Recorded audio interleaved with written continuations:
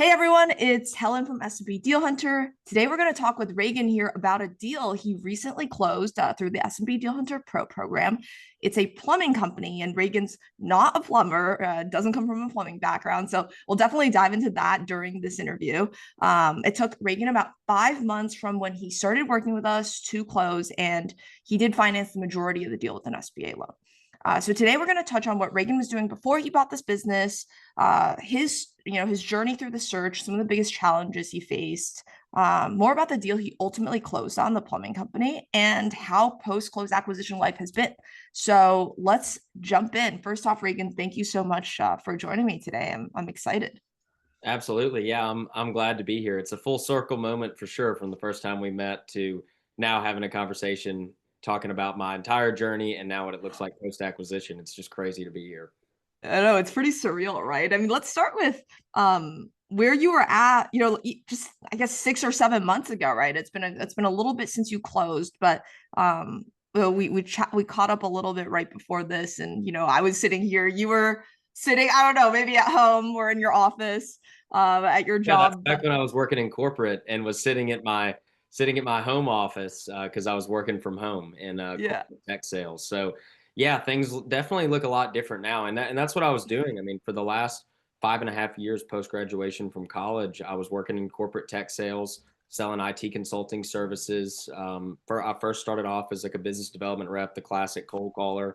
Eventually moved into closing deals and I've just saved up a lot of money. I mean, especially over the last 3 years. I mean, I had a couple years back to back to back where I hit 300%, 400%, 500% of my quota and kept getting promoted and pretty much saved that money. I mean, I'm not married, I don't have any kids. So where's the money going to go? I just kind of had it stacked and saved. And it was actually my girlfriend's dad earlier this year that said, because he has a similar mindset as us, and he said, "Hey, if you're serious about this potentially buying a business thing, you might want to look into SMB Deal Hunter. I just found these guys." And so I thought, okay, yeah, I will. And then I was in Cabo actually for my birthday back in February. And I was talking with my girlfriend, and we were there with a couple other couples. And I pretty much just told her, I was like, I really don't want to like go back to work next week. Like I got to figure something out. And she was like, reach out to SMB Deal Hunter. And so sure enough, I did the next week and I got connected with you guys. And then we started working together. And I think it was 41 days exactly after my onboarding call is when I went under LOI. I mean, that's the timeline is crazy. I'm curious, did you always know you wanted to be a business owner? I think sales has a little bit of this entrepreneurial element, as well. But did you always know that eventually you were kind of going to do your own thing? Yeah, I did. And that was always the plan. I mean, looking back on it, I wish I probably would have never even done corporate at all. I mean, I got a lot of good experience from it, don't get me wrong. But yeah, I mean, that was always the game plan. I never knew exactly what I was going to do, but I ultimately knew that I did want to end up here. And so I think I just eventually got to the point where, a lot of people do a lot of education on it, right? Everyone says, "Oh, I read the books, I'm listening to the podcast, and or I'm looking on Biz by Sell." They're almost using Biz by Sell instead of Instagram. It's like, oh, instead of scrolling through posts and reels, I'm just going to scroll and aimlessly look at businesses that I'm absolutely not going to buy because no one really truly knows what they're doing, right? Like, unless you come from an extensive investment banking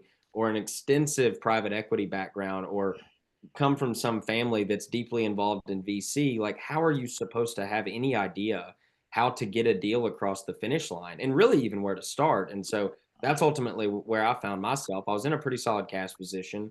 I knew I wanted to buy something. I had done a lot of the education over the last year or so, but there's a big difference between education and action. And the moment that I got invested with you guys, that was the moment that we went from, okay, this is a fun potential little side project and I'm getting educated on it to, okay, I have some real skin in the game. Let's take some serious action on this. I'm curious, as you were thinking about joining us, anything that was kind of holding you back or what was kind of going through your head? Really, no. I mean, I'm a big action guy. So Love that. Jordan Worth was actually the guy that I talked with throughout the sales process, and he was just so great. He was never pushy once, which I really appreciated because I mean, coming from sales and actually in sales at the time myself, I really appreciated that. He said, "Look, like if you want to do this today, we'll get you signed up. If you need to wait 6 months or a year, that's completely fine too." And so we ended up having like 4 or 5 calls, and I got just about every question that I could possibly come up with answered, and answered in a way that I was happy with, including jumping on at the time the Q&As with you. And no, I didn't really have any reservations because I knew it was something I wanted to do. And I knew if I just stayed in that education phase, then it would just be, I'd be one of those people who just kept talking about it and never actually doing anything about it. So it sounds real fun and sexy to say, hey, I want to buy a business. Actually investing in it, putting some skin in the game, and then taking action and building out a daily routine as to how you're searching and how you're leveraging the service once you're bought into SMB Deal Hunter, that's a whole different thing. No, I completely agree. There are a lot of window shoppers out there, I like to say, Totally. because it's fun and it's easy and it's as you said, it's sexy to be, just looking for a business to buy, but not Yeah. actually. And everyone says, I'm going to buy $1 million business that's cash flowing $500,000 a year, and it's going to be an absentee owned business. It's like, you have no idea what you're talking about. That is just I, reality. no, that's exactly right. Well, tell us, once you, joined us, tell us about some of the deals you looked at. What was that experience? Like you got under Alumni in 41 days. What happened between, say, day one and day 41? Well, it's really funny because I remember talking with Mark when he onboarded me, and he was like, hey, let's do 60 days of searching on your own before we do some targeted outreach on our end, because your thoughts around the types of businesses you might want to buy might change. And I thought, I just don't know if I buy that. I feel like I'm locked in and I know what I want to do. And then sure enough, here I am 20 days later, like having a conversation with the advisors being like, I could buy this tailor shop, or oh, now I'm looking at a roofing company. I mean, it's amazing the life hypotheticals that you drag yourself down just because you see some numbers and you're like, wow, this could be really good. I could see myself owning a tailor shop. Like, oh yeah, I could absolutely run a roofing company where all of the crews are subbed out. I mean, it's just amazing what you can convince yourself of. Um, and so I ended up never even making it to that 60-day period where you guys were doing the targeted outreach, because basically what I did was I created my own outreach campaign, almost in a sense of I took the CRM sheet and I built out my own CRM sheet. I did red for businesses that I had X'd off, whether it was because the broker sucked, which is like very relevant out there. I mean, it's amazing. I've never seen people who work for commission be worse at returning calls. And so for whether it was a broker issue, whether it was meeting with the seller and getting a bad feel, whether it was getting the sim and immediately realizing that something was off in the numbers. I also didn't want to buy one of those companies where it was like, oh, 300K EBITDA, and then, oh yeah, last year they doubled, and then all of Yeah. a sudden you're expected to pay a 3X on that. And so I created my own CRM sheet, and then the aggregator was absolutely huge as well. Being able to go in, I had my criteria listed out, whether it was, profit multiple less than this, price between this and this. Because like what I also realized was there's a lot of random franchises that'll be for sale on there. And so you have to actually price yourself out of a certain range. Otherwise, you'll start seeing stuff that's like for sale for 400,000, cash flowing 600,000. And like eventually your radars just go off and you realize that's not real. And so for me, it was just making the commitment to join and work with you guys. And then from there, setting up a daily routine of I have my filters in the aggregator, checking that every single morning. If there's anything new worth adding, putting that in my CRM sheet, and then time stamping everything where it's like, okay, today's October 22nd. Here's what I did yesterday for each specific lead, each specific opportunity, each prospective business. And so from at that point, once I had the system and the process in place, it was really just executing daily. And then as I had questions come up, using you guys in the Slack channel. Like that was the thing too. It's like SMB Deal Hunter is a gym membership, right? You can you can join and you can sign up, and that's awesome. And you can use you guys every single day, which I did. I mean, I was probably asking 10 to 15 questions a week, getting voice record. I'd ask 5 questions at a time, and then I would get 15 minutes of a voice recording back, and it's like perfect. That's exactly what I needed.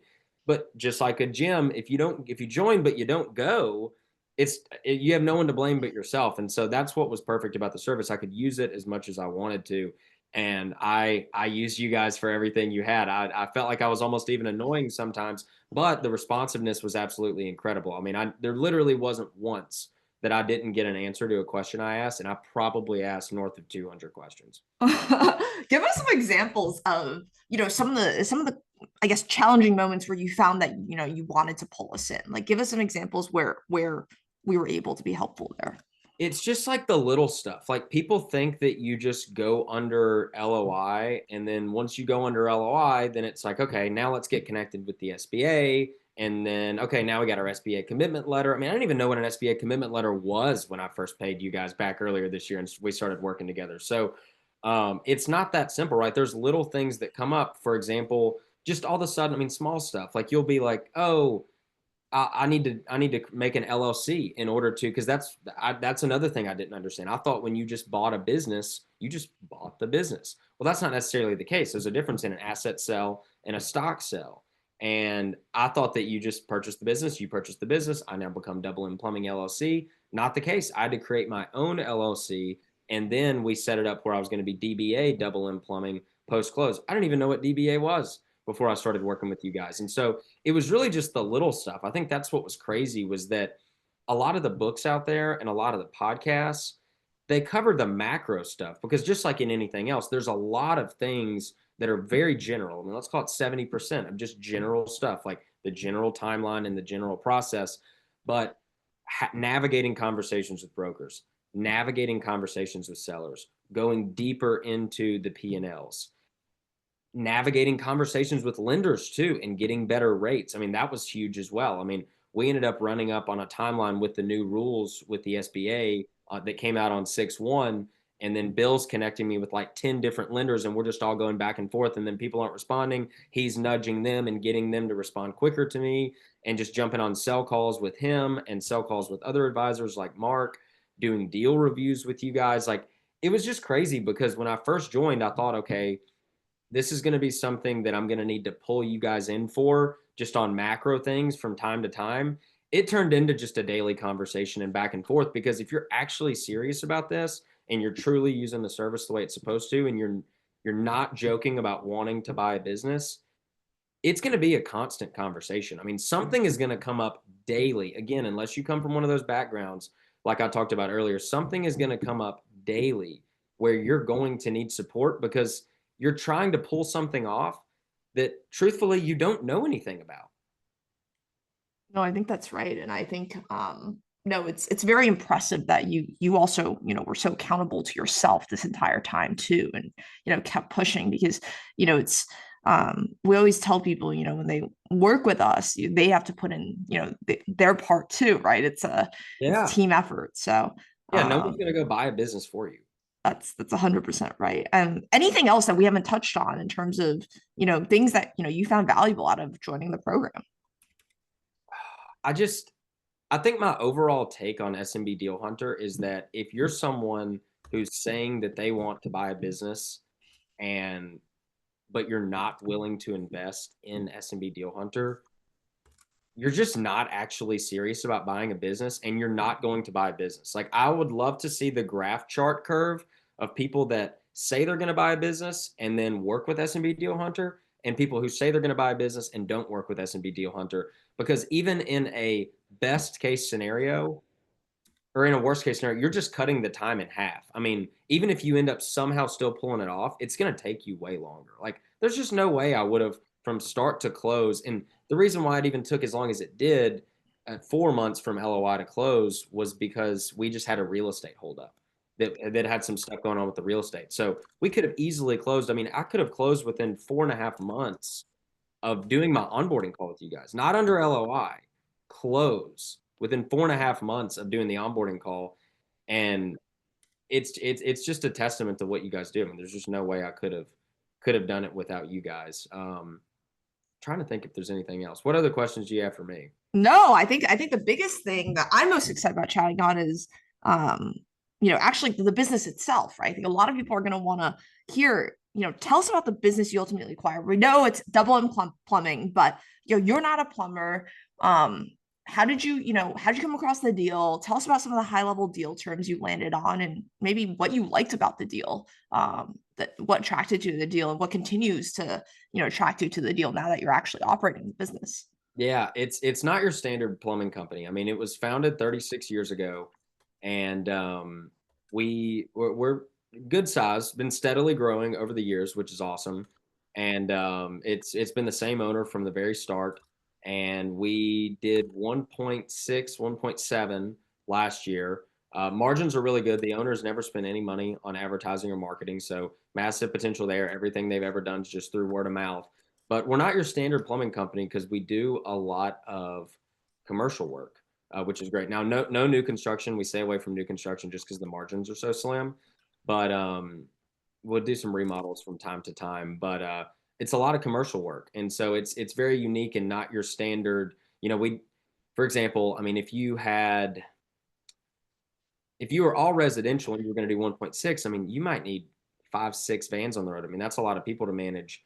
We're able to do it because we do so much commercial with just 2, 3 vans/trucks on the road. And so that was kind of the thing that was really appealing to me. That and also the seller. I mean, I cannot reiterate enough how great of a guy he has been throughout this process. And I think that's the other thing too that the advisors with SMB Deal Hunter really leaned on and was something that I really focused on throughout the experience and the process that paid massive dividends is just investing in that seller relationship. Like I met with multiple different sellers before I bought Double M, and you always just kind of had a weird feeling, or there was just something that felt off. And it was never the case with Mike, the guy that I ended up buying Double M from, and he's still working with us. We got him agreed to stay on for 6 months post acquisition, and we're looking to hire another manager now. We just interviewed 2 people in person yesterday in the office. And then he's going to stay around and train them up and get them going. So guys that have 20, 30 years of plumbing experience as well, because ultimately realized there's a reason why the business can't continue to grow and scale. It's because if the owner is operating the business, you don't have time to, if you're too busy running the business, you can't actually, if you're too busy operating the business, you can't actually run the business. And so that's what we kind of realized on that front. So, I mean, last year we were doing 1.6, 1.7, 35-ish% profit margins. I ended up paying a 3x SDE on it, but I did a quality of earnings, and got everything confirmed. That was a big thing too, was getting connected with SMB Diligence to do the quality of earnings, which was only $6,000, right? Like that's actually not that bad for a quality of earnings. And then for the attorney fees, it's 8,000 plus the 4,000 because I did a real estate purchase agreement as well. So when you think about it, now you're 12 in plus the 6 for the QV, you're 18. I paid you guys 15, that's 33. What I didn't understand when I first even got invested with you guys is all of that investment counts towards the equity injection. So it wasn't a sunk cost, right? Like I think there's a lot of people that would be concerned. It's like, well, like, what if I pay SMB Deal Hunter and then, I don't buy a business, or, it ends up, I don't know, like it ends up not being for me or whatever. And it's like, well, if you buy a business, it's not even a sunk cost. I mean, it literally, you're going to have to spend that money to buy the business either way. So it's just part of the equity injection. So I didn't even know that when I first started working with you guys, but that ended up being a huge plus because it ended up saving me over $30,000 on the back end. Yeah, I think a lot of people don't realize that, especially with several of the lenders now we have relationships with now, they're able to count, our program costs, QV and legal towards the down payment. So it's like, this is effectively free if you're serious, obviously, about buying a business. You're invested in not to mention the rebate, Yeah. at the end. So if you close on a business. So yeah, that's a little bit about us, kind of what we do. I think another thing worth mentioning is that I bought the real estate because buying the real estate allowed me to basically prorate the loan to go from a 10-year SBA loan to a 13-year SBA loan, because you started running the numbers and it was like, well, if I don't buy the real estate, I'm going to be leasing out the property for $4,000 a month and the SBA loan payment's still going to be the same. I could just build the equity in the real estate, move this to a 13-year loan through also adding on the real estate, and then I actually am able to build the equity, not lose the money in the lease, and have a longer SBA loan term. So that was something we leverage as well. It's definitely a hack. Yeah, no, it's definitely a hack for some deals to buy the real estate. And I'm curious, how did you navigate the license problem, right? A lot of people who come from, white collar backgrounds, they're like, I could never buy a business in the trades because I don't have this license or I don't know how to navigate it. How did you deal with that? Yeah, so I actually got the seller to agree and sign an operating agreement, which lasts for 4 years, that says we are legally allowed to operate under his master plumber's license and that he is not allowed to operate another business through his master plumber's license number. So basically just a non-compete, on steroids pretty much. So that was the big thing for us on that front, because we have, some other master plumbers on staff. And I was concerned for a little bit that I was just going to have to blindly give them some equity in the business in order to keep them invested. Because, right, like, what's your worst case scenario? It's like, oh, yeah, I take over the business, seller disappears, all this, and then all of a sudden the other master plumber leaves. Now we can't legally operate. I mean, that would be an absolute Right. nightmare. I mean, you're just basically signing up for bankruptcy. But got the seller to agree through a operating / like master management agreement that we could legally operate for 4 years under his license. And I think another thing too worth mentioning is that that's the way I would handle it if I was someone in a similar situation as myself. But there are a lot of people out there that do have master licenses in these trades that are willing to come in and help you run them. It's amazing. Not everybody has the appetite to be a business owner, right? Not everybody has the appetite to be the one who's fronting the money behind these businesses. Some people just want to work with you and help you grow the business and get their steady paycheck and whatnot. And so, pros and cons of being a business owner, right? I mean, if things go wrong, you're on the hook for it. But if things go great, you're the one that ultimately gets the payoff from it. Well, that's exactly right. And thanks for sharing how you navigated that. I'm curious, now that you've been operating the business for a little bit, what do you continue to like about it? What was the first 30 days like? How has the business been performing compared to pre-close? The business has been performing very similar to pre-close, so we're absolutely happy with that. I did not, through the deal, get AR, and a lot of what we do is commercial, so it's like net 30. So we had to really bake into the plan and into the working capital and everything with the deal structure, just to understand that, hey, we're going to have to front month one of the business, right? And that's probably going to run us like $80,000, $90,000 month one. So that had to be baked into working capital. So that was another thing that was huge about working with you guys, is figuring out, okay, how much working capital do we need? Oh, okay, let's get a line of credit also baked into this and get this finalized with the bank as well, that we're getting the SBA loan through. And then on top of that, I mean, again, I cannot reiterate the seller relationship enough, because I mean, I even got him to agree as well that, hey, I'm so confident in this business. If I need to, I will front you $100,000 as well. So like, that's another working capital thing in our back pocket, right? Cash is easy to find until it isn't, and so you want to make sure that you can stack as much of it to have around you, so you're good to go. Because I mean, there's no secret around it, right? It costs money to run these businesses, and the bigger the business, the more money it costs to run it. So understanding that, I mean, like the line of credit thing, for example, if I wouldn't have worked with you guys, I don't think I would have known, like, hey, like, yeah, of course, working capital into the deal, but set a line of credit on the side, because it's not necessarily part of the deal, but it's backup cash and capital that you have if necessary. That's absolutely right. And I think it's one of the things that trips people up the most, that I see, new buyers struggle with the most. And what's really unique is, if you started a business from scratch, it's actually very hard to get a line of credit, versus when you buy a business, you can just get it. I totally agree. And yeah, you can definitely get it through the bank. I think something that was interesting that I didn't know, that I also learned, was that with, you have to create your own, unless you do a stock purchase, but most of the time it's asset purchase agreements. And so you have to start your own LLC, unless you already have one, of course. And then for that specific LLC, you actually you don't have any credit, so that Yeah. was something that I learned throughout the process. But through the bank that I got the SBA loan through, I mean, they had seen the financials, they went deep into it. I mean, they had no issue giving me $150,000 line of credit. But yeah, I mean, post close, things have been going great. The seller's still on, and he's been training me up and helping me understand what day to day looks like. We have an office manager / secretary in place that answers the phone, handles everything from an invoicing and a billing and a scheduling and a dispatching standpoint. And now, as we're going to be slowly phasing the seller out, we completed those interviews that I talked about yesterday with a couple different guys. I mean, it's amazing, right? Like, I interviewed a guy yesterday.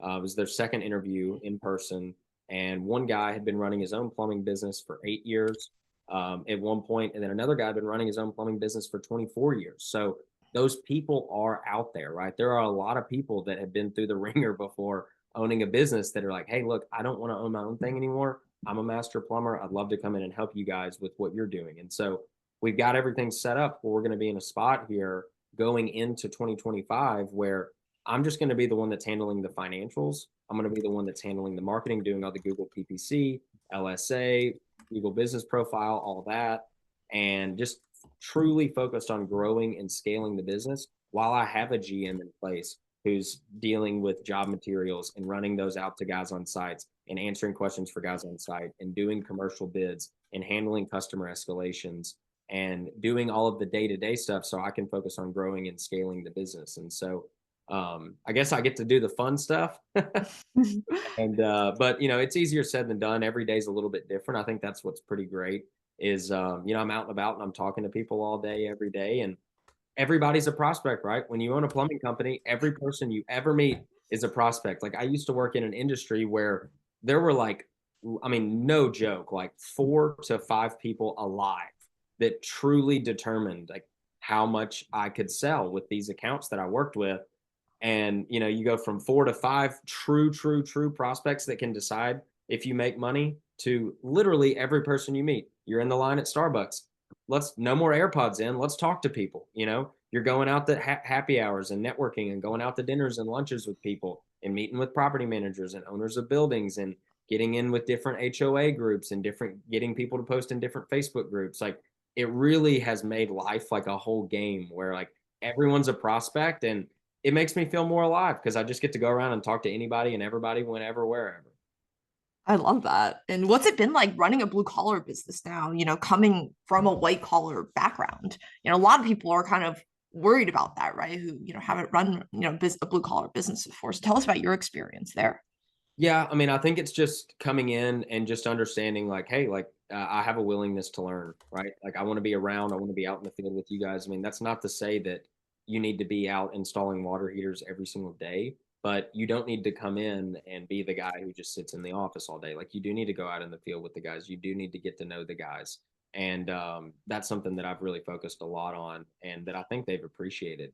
And just, asking them their feedback on the business and like, hey, what could we do to improve? Like, what do you really like about working here? Is there anything you don't like about working here? And then when they give you feedback, implement it quickly, right?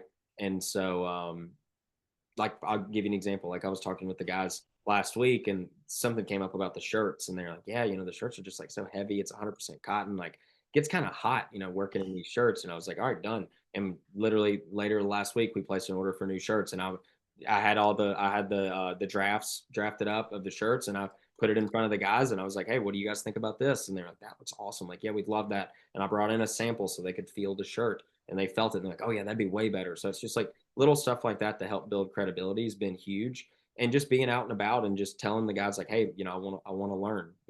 Ultimately they want to make sure that payroll gets paid. So that's the first box to check. But outside of that, just being a genuinely curious person and showing that you care, I mean, it goes a long way.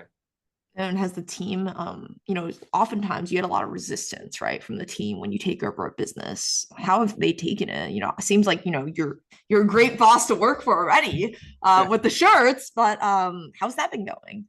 I haven't had any issues with it. I think it was very clear from the start, and I met with everybody. And that was another thing too, was talk about the seller relationship. I mean, I literally met every employee but pre-close. So like Right. I came into the office and met with everybody before out at the shop. And so I just kind of let everybody know, hey, this is a profitable business. Things have been going good for a reason. I'm not going to come in here and light the world on fire. I'm primarily coming in from the start, and I want to learn from you guys. I want to learn how you do things. And then from there, if there's anything I can possibly do to make your life easier, then we'll do that. But I'm never going to do anything or make a decision to make your life more difficult, to make your job more difficult. Ultimately, my goal is to make everyone's job easier wherever I can and help everyone here make more money. And it's just that's a difficult thing to disagree with. So we haven't had any pushback or any resistance on anything. No, that's great. And now that you've been, in the business for a little bit, I know you're still in the transition phase, but are you already seeing some sort of obvious growth opportunities that you're excited about maybe implementing in the next year or two? Yep, I definitely am, and not the next year or two. I mean, definitely sooner than that. I think it's just automating some of the stuff. I mean, like for example, we kind of live in the Stone Age with some of our invoicing and how we send out bills. I mean, like we literally mail out. Checks. We mail them out to people's houses, and a lot of people are used to that, but some people aren't. I mean, like some of our younger clients, like I had someone, actually one of my former coworkers, one of my old managers, actually from work. We went out to her house and we did some work, and she texted me and she said, Reagan, I just got the invoice. I literally don't know what to do. Like, do I mail in a check? Like, what do I do? And I was like, all right, we got to get some iPads in place. We gotta start collecting some stuff on site. And so that's just a small example, but there's a lot. I mean, like I mean, in month one, we even went out and I did some, I wouldn't say rebranding because we didn't really have much of a brand. I mean, it was literally just black and white on the truck with like really nothing on it. And the seller had told me, he was like, hey, I've really thought about doing some rebranding for the trucks because, there's not really a brand. It's more just we want to make the trucks look better and whatnot. And so we came up with a new logo and we came up with a new, not like I wouldn't really call it a wrap because we do a lot of commercial stuff. So we don't want to be Penguin Plumbing, because that's not going to look good when you're going around, colleges in Dallas or going into a proper, a large commercial building. But we made it look professional. We made it look sleek. And we already rewrapped, the vans. And so that's another exciting thing where the guys really like that. So that's kind of how it came up. We got the vans wrapped and the guys were like, since we got cool new vans, are we going to get cool new shirts too? And I was like, we can, No, that's great. What about on sort of like the sales and marketing side? Obviously, that's kind of your background. When do you think you're going to start thinking more about, growth there? Yeah. So, um, it's a good question. I've already, the initial is I mean, we didn't even have a Google business profile. So we got a Google business profile set up, have almost 100 reviews already. Wow, well done. Yep, yep. So I've been incentivizing the guys on that, basically just telling them like, hey, for 1 to 10 reviews per month, you get this much cash, and then from 10 to 20 reviews, you'll get this much cash and per review. And so basically just incentivizing them, not just saying like, hey, $10 per review, but it's like it's this much up to 10, and then anything above 10 is this much, anything above 20 is this much. And so just really incentivizing the guys on that front because I mean you really have to get to about 100 reviews on Google before they actually start taking you serious. So I mean you can pump 1,000, 1,500, $2,000 a month into PPC, but from what I've learned, it's not going to matter unless you have 100 leads because or 100 reviews because Google's not going to really like you. So we're getting things up and going on the PPC side, getting things up and going on the LSA side. I got a marketing guy I'm working with on that, and then on the sales side, right now it's really just me. But I enjoy doing that. So, I mean, I'm going out multiple times a week, whether it's lunches or happy hours, talking with property managers, leaders at HOAs, different people who own buildings that I know. And so just really trying to find any and every way to get in. I mean, at some point, we'll hire an outbound sales guy because we have a client list of 3,000 clients. So, I mean, just calling people and seeing what's going on at their house and whatnot, that's a pretty underrated skill in the industry that most people aren't doing. And so, that's something we're definitely going to be looking into as well. But for right now, just primarily me on the sales front. But over time, we'll be training the guys up, getting them a little bit more familiar on a good, better, best approach when presenting options to customers in their homes. That's great that you've already, started diving in there, especially when, this is something still very new to you, Oh obviously. So yeah. that's awesome. Have you already been, making some progress on that front, on the sales front, and with, all the reviews now, are you seeing, more calls come in too? We definitely are. Yep. Right now we're focused on, it's great for a call to come in, a lead is awesome, but what's your conversion rate, lead to actual booking.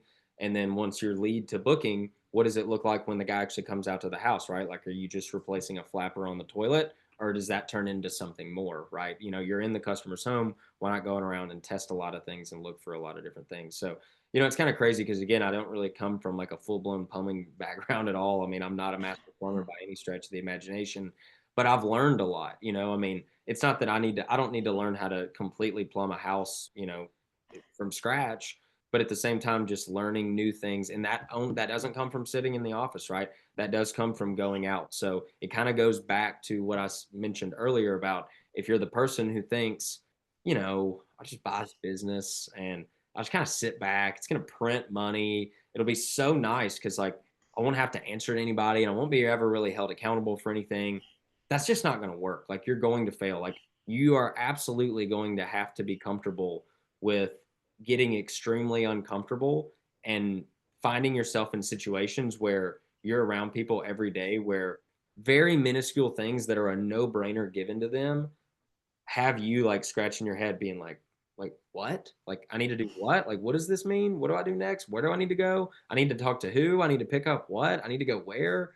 And so that's just another thing I would mention is it's not as fun as sexy as it says on the cover, but at the same time, the point still does ring true. Some days I'm working 12 hours, some days I'm working 4 hours, right? Like I do completely call my own shots. And when push comes to shove, ultimately I am the boss. Now that's not something to take advantage of. Work harder than everybody around you, and you have to earn that right. But at the same time, I'm not jumping on a 1 p.m., retention review every Monday. I'm not having a weekly one-on-one with my manager. And that's only because I was willing to invest the time to search and find the right business. And I mean, I literally said no to, I think my CRM sheet got to 110 and I had X'd off all 110 except for one. And it was this one. That's crazy. And I think, you completely have the right mentality as a business owner now. And I'm curious, how does it, you probably haven't had a moment to think about this, but how does it feel finally being on the other side, being a business owner, going from working in corporate? Like what does that feel like? Feels insane in like the best way possible. I mean, pros and cons to everything for sure. But I mean, pulling up every day to the shop and seeing the new sign we got out front and just knowing like this is my business. Like I can do whatever I want with. I mean, there's no holding back, right? Like I've got an aggressive growth goal of I want to hit 3 million in revenue next year. I literally want to double the business in a year.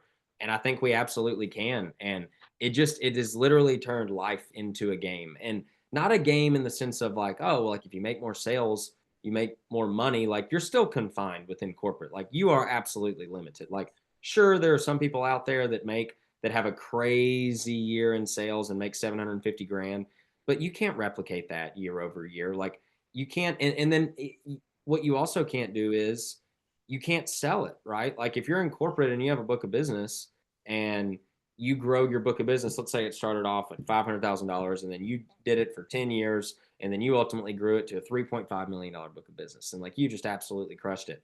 Well, it's not like you're able to sell that 3.5 on like a 2x EBITDA or 3x EBITDA or whatever. I mean, you just like leave your job and like that's it. So like while you are getting commission checks, yes, which is better than just working hourly or just on a base salary, you're ultimately not getting any long-term payoff from it. And so I think that's what's awesome here is my life has now turned into not how much profit can I make this year? It's now turned into what can I build over the next 5 years, over the next 10 years? And that's super exciting. And so that's the macro world. I mean, the micro world that I live in daily can get hectic from time to time, but just being able to mentally come back to that macro focus of what can we grow this into in 5 years? What can we grow this into in 10 years? How many people can I help feed their families over the next 5 years, over the next 10 years? That's super exciting stuff. I mean, that's satisfaction that corporate does not offer. And it just started with one decision of good thing my girlfriend was able to get her dad to get her and get me in touch with you guys because that's really where it all started. Because again, I mean, I don't, there's just no way I would have gotten the right answers to the 200 questions I asked you guys if I wouldn't have ever worked with you guys. No, I mean, this is, I mean, I'm really, really excited and happy for you. And, to see where you've come just like 6 months ago is insane, right? Yeah. That you're And it running this started business. with the decision, right? It's like, hey, you know what? I'm not talking about this anymore. I'm just going to do it. And I'm going to figure out a way to do it. And then it's so funny because like phase one is the education phase. Phase two is actually taking action. Phase three is searching for the business. And then phase four is actually running the business once you close. And it's so funny because Bill always said, he's like, you go through this whole thing and you think you figured it out and then you close and you kind of exhale, but then you go, wait, it just started. And it's like, that's so true. But at the same time, it's extremely exciting. I mean, every day is something new. And as long as you go into it with a service mentality and trying to figure out how to help people and be the best, boss, but like not even boss, best coworker that you can be, normally you're going to be received well. And that's what I've experienced so far. No, I mean, Reagan, that's clearly, speaks volumes to, what kind of a leader you are right now for your team. So, Really excited for you, really excited to keep following along. We'll have to have you we'll have to have you on the podcast, 6 months, a Yeah. year from now. That'd be so fun. Oh, that'd be great. Let me And double all, this thing. Let me double this thing real quick, and then I'd love to jump on. yeah, let's do it. I mean, and then second, love to have you on the next. We're doing post acquisition roundtables every quarter, so love to have you on the next one. That'd be super fun if you're open to it. Just with folks from the community who, I think each time we always bring like 5 or 6 folks that recently have closed and to speak about their experiences. So Yeah, that'd be love to awesome. have you on that one too. I remember being on one of those roundtables and looking at the guys and girls on there and just thought, can I pull this off? And like, sure enough, here we are. It's just like literally not giving up and just every day figuring out, okay, what's the 5 things I need to do, and then just doing them. Yeah, and you were doing it while you were working a job, right? So I was. Now I was working from home and I had already closed some larger deals on the front end of the year, so it gave me a little bit of slack. Um, but I do still, it's absolutely still feasible, even if you're not working from home. I mean, you really just need, ultimately what I did was dedicated time in the morning. I mean, literally as soon as I got out of bed, like coffee is still coming out of the Keurig and I'm on the aggregator, like eyes like halfway still shut. And I'm looking through the aggregator and then I'm adding what I think is legit to the CRM list. And then I'm just calling those brokers. I mean, if you're disciplined about it, you could easily do a 6 a.m. to 7 a.m. before work. And then in the afternoon, do your calls with the brokers from 5 to 7. I mean, it's going to take discipline. And I mean, it's not going to be easy if you're, working in the office or have a commute or whatnot. But ultimately, if you do 2 to 3 hours of focused work every day around this, you're going to get results. You just have to be disciplined and stay consistent with it. no, that's great. I think that's great advice, and I completely agree with that. I mean, it's all about discipline and consistency. I always tell people it's a marathon, not a sprint. Buying business, No doubt. people get excited up front and they do a lot of work, but it's all about continuing after that first month. So, Yeah. um, Yeah, exactly. The motivation goes away, and then eventually what takes over is discipline. 100%. Well, Reagan, I know we're well over time, so I really want to thank you again for joining me today. Any final words of wisdom for the business buyers out there listening to this right now? Just take the leap of faith, do it. I mean, if you're seriously sitting around and it's not even about hating your job or hating your boss. I actually loved my previous job. I really did. I loved my previous job. I loved my boss. I had no complaints about my company, no complaints about the people I worked with, but I just ultimately knew that I had larger goals in life than I was going to be allowed to achieve where I was and what I was doing and what corporate had to offer for me. And so one day I literally just woke up and said, I've got enough money to do this. I'm going to do it. And I have no idea how I'm going to do it, but I'm going to figure it out. And the way I was able to figure it out ultimately ended up stemming through just making the decision to work with you guys. Like making a decision to buy a business is one thing, but making the decision to work with you guys ultimately put skin in the game where I was like, okay, yep, we can pull this off. And so that's what I would say is just stop talking about it. Stop talking about it and then do it. Figure out a way to do it. Because if you commit to SMB Deal Hunter and you go all in on it, like we talked about earlier, it's not even a sunk cost. I mean, if you work with one of the recommended SBA lenders, it's literally going to be included in the equity injection. Like you're going to spend the money regardless. And so as long as you're not just not serious about it, it's going to happen. And you're actually not even going to lose any money around it. You're actually just going to be buying a cash flowing asset that, yes, is going to come with its own challenges, but every job you ever are going to have is going to come with its own challenges. So if you're going to be busting your ass and working so hard, why not do it for yourself? I think those are great final words of wisdom. And Reagan, thank you again. Excited to keep following along. Let's please stay in touch. Let me know if I can be helpful in any way. And we'll have to see you, a month from now, 6 months from now, we'll do it. Sounds good to me. Yeah, I think the main thing you could do for me at this point is get me one of those hats. Oh, you bet. I got you.